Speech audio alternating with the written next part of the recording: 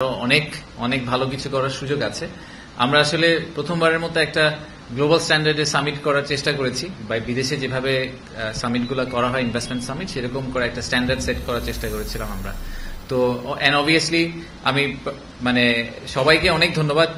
যে সামিটটা তো আসলে আমরা নিজেরা অর্গানাইজ করিনি, আমরা একটা ছোট্ট পার্ট অর্গানাইজ করেছিলাম, কিন্তু আপনারা মিডিয়া কমিউনিটি আমাদেরকে অনেক হেল্প করেছেন।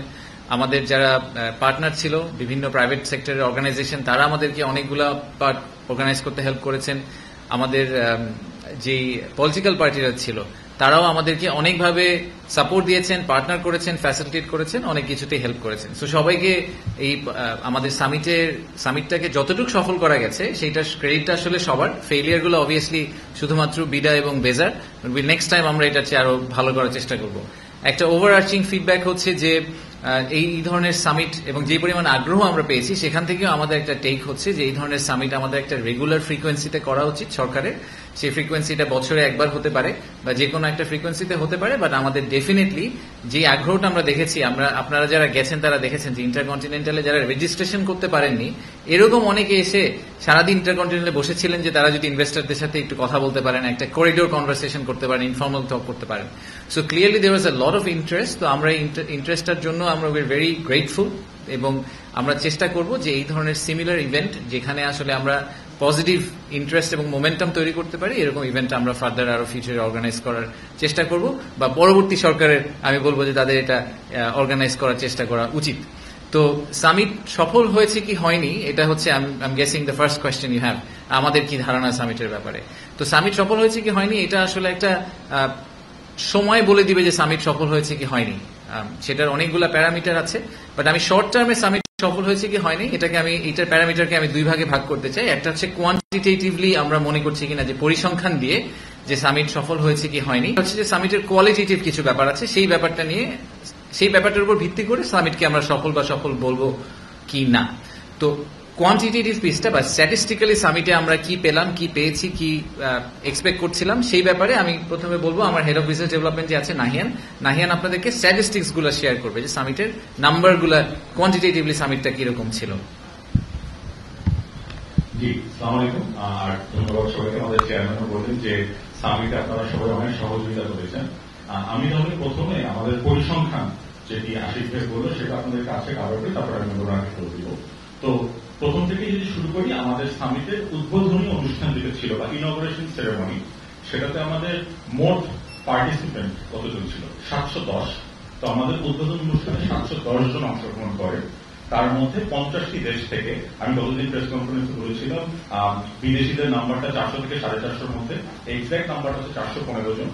তো 710 জনের মধ্যে 415 জন বিদেশি এবং প্রবাসী বাংলাদেশিরা ছিলেন, এবং বাকি 395 জন ছিলেন বাংলাদেশি।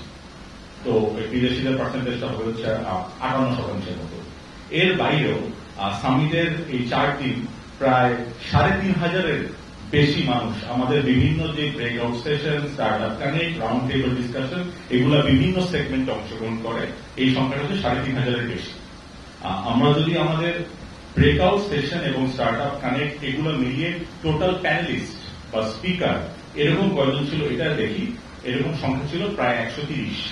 তো 130 জন প্যানেলিস্ট এবং স্পিকার আমাদের এই 4 দিন ছিলেন। এখানে আমাদের পার্টনারদের নাম বলতেই হয়, যারা আমাদের সাথে এই ব্রেকআউট সেশন গুলো অর্গানাইজ করেছে, এবং তারা খুবই সাকসেসফুলি এই ব্রেকআউট সেশন গুলো প্রত্যেকেই যার জায়গা থেকে অংশগ্রহণ এক্সিকিউট করতে সক্ষম হয়েছে। আমি পার্টনারদের নামগুলো খুবই কুইকলি একবার বলে ফেলি। European Union, UNDP, Citi NA bank, HSBC bank, BGMEA, Dutch embassy, Light Castle Partners, Inspira Management Consulting, Sajida Foundation এবং ইবিএল ব্যাংক। এর বাইরে ইন্টারকন্টিনেন্টাল হোটেলে আমাদের চেয়ারম্যান যেটা বললেন, ওই 4 দিনে অনেক এসেছেন ইনভেস্টরদের সাথে করিডোরে কথা বলার জন্য বা ডিসকাশন করার জন্য। আমরা অফিসিয়ালি, আপনারা জানেন যে আমাদের দ্বিতীয় তলায় আমরা মোটামুটি একটা সেকশন দিয়ে দিয়েছিলাম আমাদের অফিসিয়াল ডিসকাশন গুলোর জন্য B2G আকারে। তো আমাদের অফিসিয়াল এরকম মিটিং হয়েছে 150টি। এই 150টি মিটিং এর মধ্যে অনেকগুলো মিটিং এ সারাদিন ব্যাপী আমাদের বাণিজ্য উপদেষ্টা, স্পেশাল অনবয় বাংলাদেশ ব্যাংকের গভর্নর, এনবিআর চেয়ারম্যান, এরকম অনেকেই সারাদিন ইন্টারকন্টিনেন্টাল হোটেলে ছিলেন। তাদেরকে আমাদের পক্ষ থেকে বিশেষভাবে ধন্যবাদ। এর বাইরে এখন যদি আমি ইনভেস্টমেন্টের ডিক্লারেশনে আমাদের সামিটে ইনভেস্টমেন্ট ঘোষণা করেছে দুটি, যেটা আমি গতবার বলেছিলাম, হান্ডা ইন্ডাস্ট্রি এবং সপা। এই দুটির টোটাল ভ্যালু 3,100 কোটি টাকা। এর বাইরেও এমওইউ সই হয়েছে 6টি 4 দিনের সামিটে। আর সামিটে সরকারের পক্ষ থেকে খরচ কত হয়েছে আমি জানি, গতদিন আমাকে প্রস্তুতি করা হয়েছিল। সামিটে সরকারের খরচ হয়েছে, সরকারের পক্ষ থেকে খরচ হয়েছে 1,45,00,000 টাকা, যা আমাদের প্রথম এস্টিমেটের চেয়ে 42% কম। আর এই সাথে আমি এই সামিটটাকে সফলভাবে করার জন্য আমাদের যারা ইভেন্ট ম্যানেজমেন্ট পার্টনার ছিলেন, ইন্টিগ্রেটেড মার্কেটিং সার্ভিসেস লিমিটেড এবং আমাদের marketing communications partner High Voltage Limited, ওদেরকেও ধন্যবাদ জানাচ্ছি। এবং সর্বশেষে আমাদের যারা মূল event partner World Bank, FICCI এবং ইউএনডিপি, তাদেরকেও ধন্যবাদ জানাচ্ছি। এই ছিল আমার পক্ষ থেকে পরিসংখ্যান। এবার আমি চেয়ারম্যানের কাছে ফেরত দিচ্ছিলাম।